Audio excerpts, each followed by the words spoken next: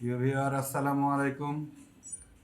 আপনারা সবাই কেমন আছেন? আশা করি ভালো আছেন, আমিও ভালো আছি। আজকে দুপুরে খাবারের মেনু, দুপুরে খাবারের জন্য প্রস্তুতি নিতেছি, নামাজ পড়ে আসলাম। আসলে খেতে তেমন ভালো লাগছে না। আপনারা জানেন বাংলাদেশে একটা বড় ধরনের বিপ্লবী নেতা হাদি ভাইকে হত্যা করেছে সন্ত্রাসীরা। সেজন্য আসলে মন মানসিকতা খুব বেশি ভালো নয়। কিন্তু কি করব বলেন, আমাদেরও তো উজ্জীবিত হতে হবে। হাদি ভাইয়ের রেখে যাওয়া অসমাপ্ত কাজগুলো সম্পন্ন করতে হবে। আমাদের শক্তি নিয়ে সামনের দিকে এগিয়ে যেতে হবে। যাই হোক, আজকে দুপুরের খাবার এই যে শাক, এটা হচ্ছে ডাঁটা শাক, এটা বেগুন ভাজি, আর এটা গরুর মাংস। নতুন আলু দিয়ে রান্না করা হয়েছে গরুর মাংস। জানি না খেতে কেমন হয়েছে, আমি একটু দেখি, একটা একটা করে টেস্ট করি, তারপরে আপনাদের বলি। এই তো আমি একটু শাক নিলাম, প্রথমত শাক দিয়ে ভাত। উম, উম, সেই স্বাদ, খুব মজা হয়েছে শাকটা। মনে হইতেছে মাংস রেখে শাক দিয়ে খাইলে। শাকটা খুব ভালো হয়েছে। বেগুন ভাজাটা দেখি, বেগুন ভাজাটা কেমন হয়েছে। উম, গলে যাচ্ছে, কচি বেগুন, একদম কচি বেগুন। ভাজিটাও অনেক ভালো হয়েছে, ঘি দিয়ে ভাজা হয়েছে তো অনেক ঘ্রাণ, অনেক ইয়ামি। দেখা যাক কি কেমন লাগে খেতে।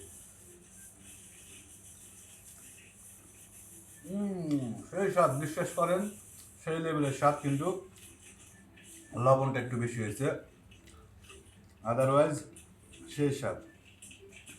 আর এটা হচ্ছে গরুর মাংস। গরুর মাংস তো আমার বরাবরই পছন্দ। সব মাংস থেকে কেন জানি গরুর মাংস আমার এমনিতেই বেশি ভালো লাগে। সেই স্বাদ। আর এই যে নতুন আলু,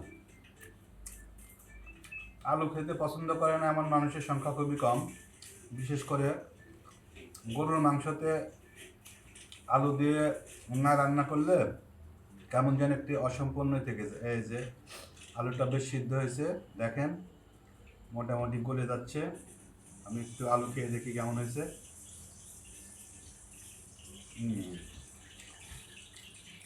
সেই লেভেলের হয়েছে আলুটাও। গরুর মাংস আর ভাত, গরম গরম গরুর মাংস ভাত, জানেনই তো খেতে কেমন হয়।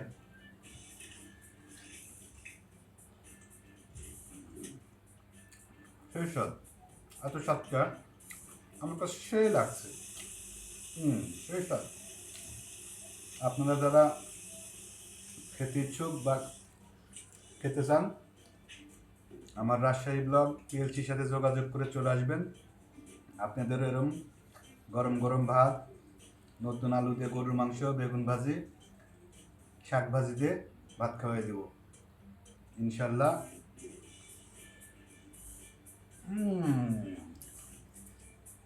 যাই হোক, সকলে ভালো থাকবেন, সুস্থ থাকবেন, আমার জন্য দোয়া করবেন। আর আমাদের শহীদ হাদি ভাইয়ের জন্য দোয়া করবেন। সে যেন পরকালে খুব ভালো জায়গায় অবস্থান করে, আল্লাহ যেন তাকে জান্নাতুল ফেরদৌস দান করে, আল্লাহ যেন তার সমস্ত গুনাহ মাফ করে দেয়, আল্লাহ যেন তাকে খুব ভালো রাখে, এবং হাদি ভাইয়ের রেখে যাওয়া কাজগুলো যেন আমরা সবাই সম্পূর্ণ করতে পারি। আমরা যেন দেশকে ভালোবাসতে পারি, দেশের মানুষকে ভালোবাসতে পারি, দেশের জন্য কাজ করতে পারি। ধন্যবাদ সবাইকে। গাছ লাগান, পরিবেশ বাঁচান। আল্লাহ হাফেজ।